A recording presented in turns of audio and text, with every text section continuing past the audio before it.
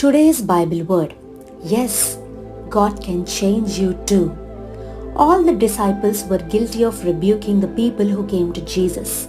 But Peter was the worst in the ministry of rebuking. He even rebuked Jesus. Then Peter took him and began to rebuke him. Matthew 16:22.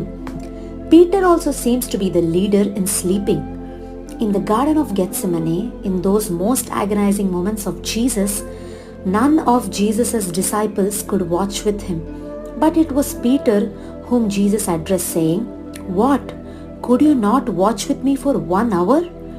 At the glorious moment on the Mount of Transfiguration, when Elijah and Moses appeared in glory and were conversing with Jesus, what were his disciples doing? Sleeping. Again, Peter's name is particularly mentioned. Luke 9:32. But on the day of Pentecost, we see Simon Peter as a transformed man.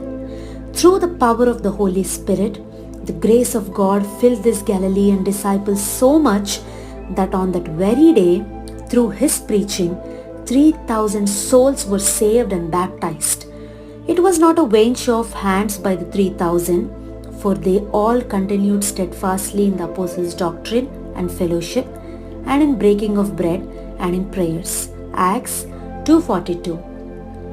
Dear reader, if you are feeling condemned and crushed under the weight of your unsanctified nature, here's a word for you. What changed Peter's nature can change you too today. The grace of God through the power of the Holy Spirit.